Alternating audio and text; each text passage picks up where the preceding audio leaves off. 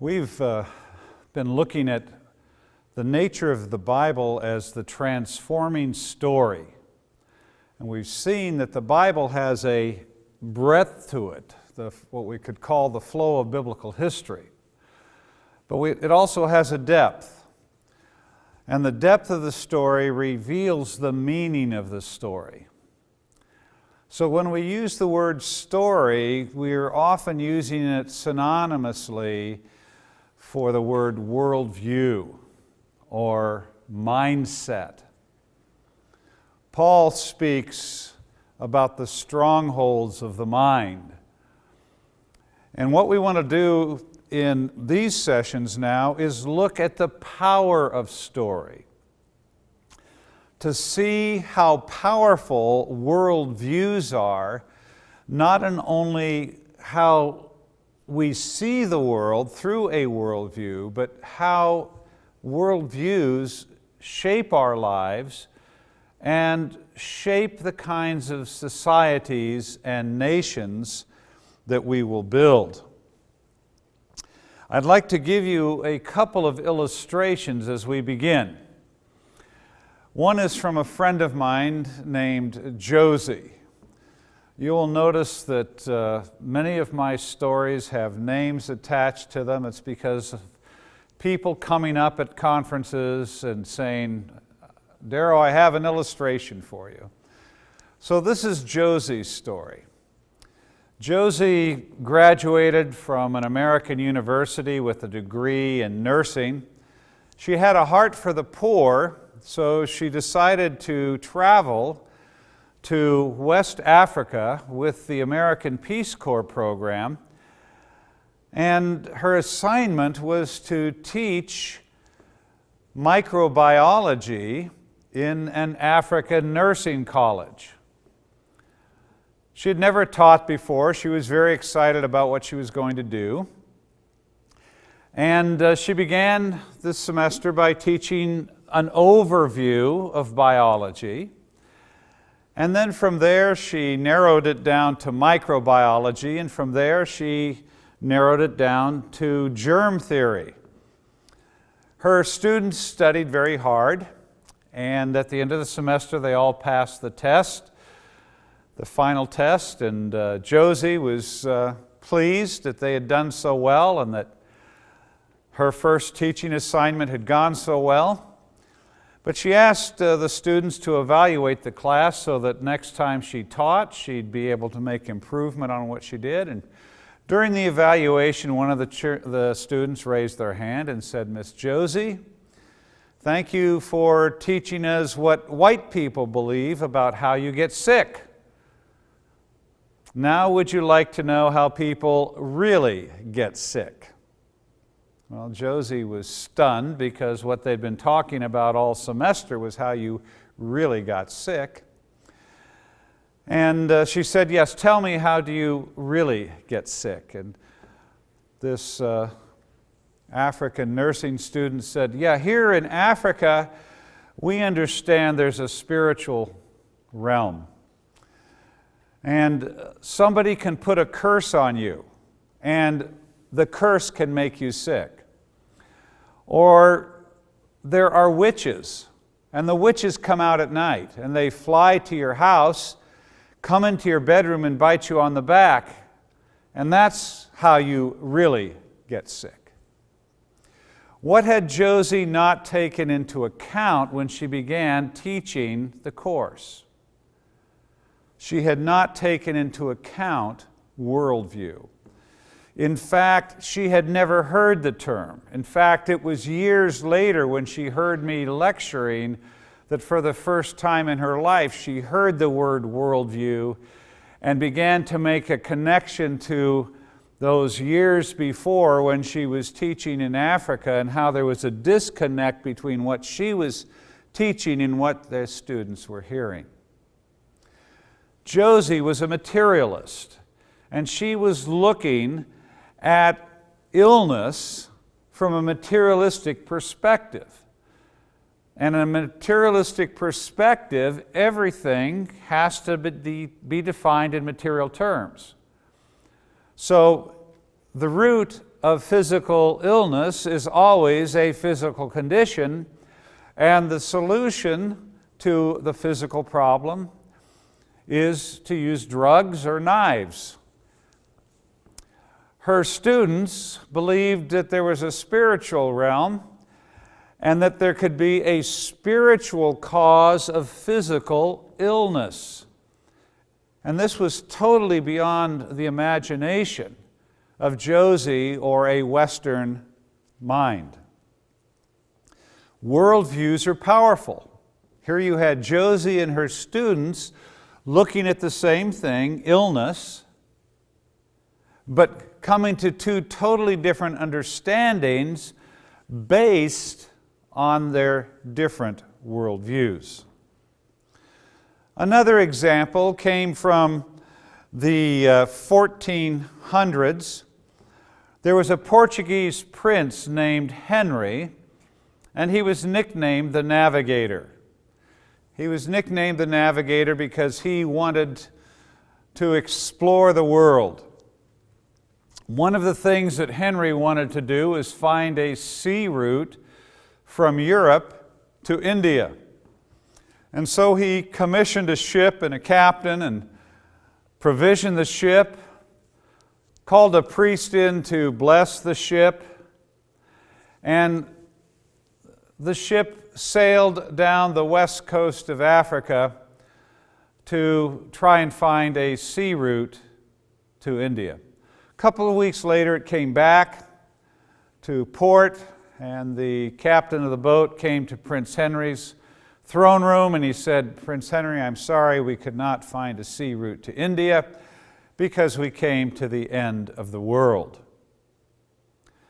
Well, Henry was not to be deterred, so he sent another ship, and over the course of 10 years, he sent out 13 ships, and they all came back with the same story, saying that they had come to the end of the world. But Henry sent out a 14th ship with a captain who had already come to the end of the world, as it were. And as this ship was sailing along the west coast of Africa, a major storm came up, and the ship was blown out into the Atlantic Ocean. And after a period of time when the storm had died, the captain could no longer see the coast of Africa, so he set sail to the east, and after a few days, they came to the coast of Africa and realized that they were past the end of the world. And it was this breakthrough that allowed the eventual discovery of the sea route from Europe to India. What had happened to the other ships? They had come to a point in what is today the Spanish Sahara, where the desert moves out into the Atlantic Ocean, and there is a huge sandbar. And over this sandbar there are strange currents, and of course as a ship would approach the sandbar, the water under the keel would get shallower and shallower, and between the water getting shallower and the strange currents, the conclusion of the men on the ship was that they had come to the end of the world. But had they come to the end of the world?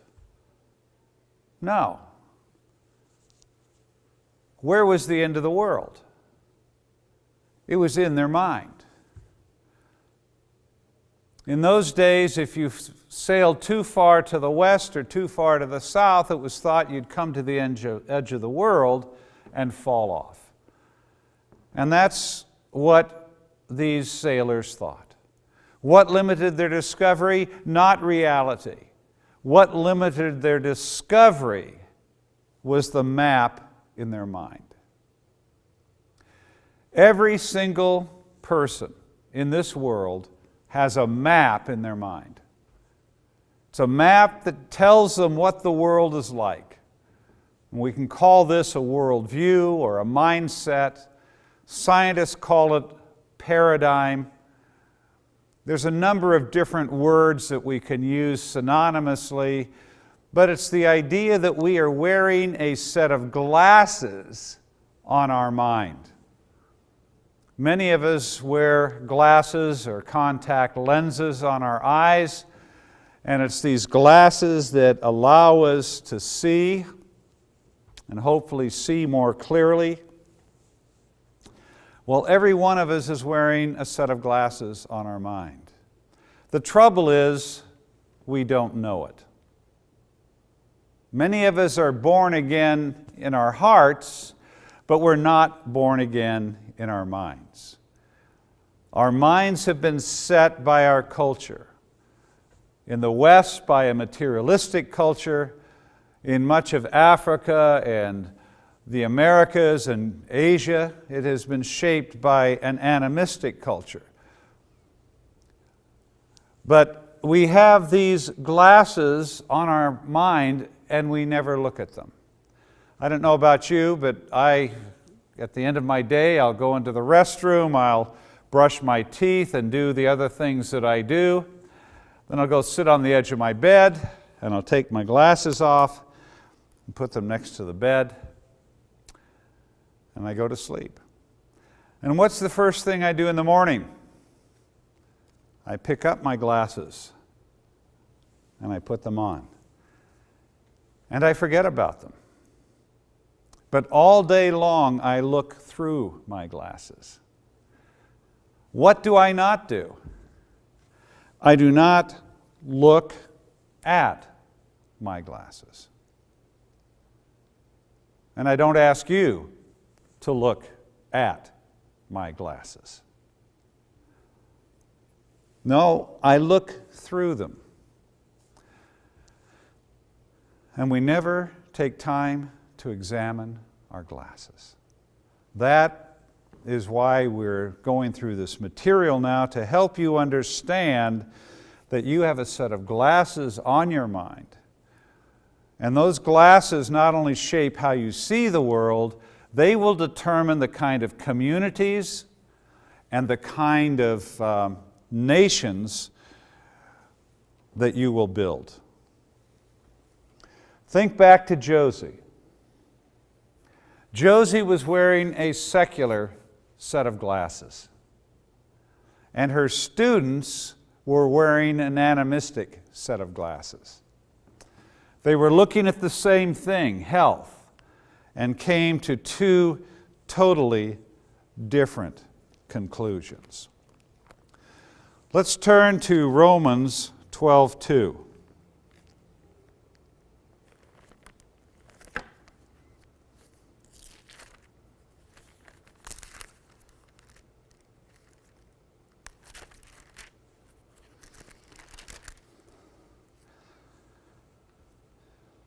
Paul says, "Do not be conformed any longer to the pattern of the world, but be transformed by the renewing of your mind."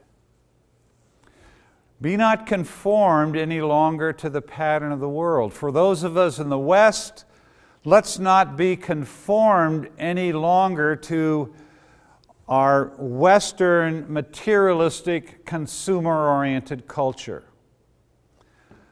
To those in Africa or Asia, be not conformed to the pattern of your world. But what? Be transformed. And how are you transformed? By the renewing of your mind. What God is saying, it's not enough to be born again in your heart as long as you have a pagan mind. We need to be born again. We need to be born again in our heart, and then we need to have our mind born again. If we lived at a time of history where we had a biblical worldview, you wouldn't be talking about being born again. But we live in a time where a materialistic worldview dominates most of the Western world, and an animistic worldview dominates most of the developing world. And because of that, when we come to Christ, we come through the lens of our materialistic or animistic worldview. So we need to have the lenses in our glasses changed. God has ground lenses for our glasses that allow us to see reality the way He has made it. So when we come to Christ, it's not just to be born again in our hearts. We need to be born again in our minds. And very often that is a conscious process of changing the lenses in our glasses.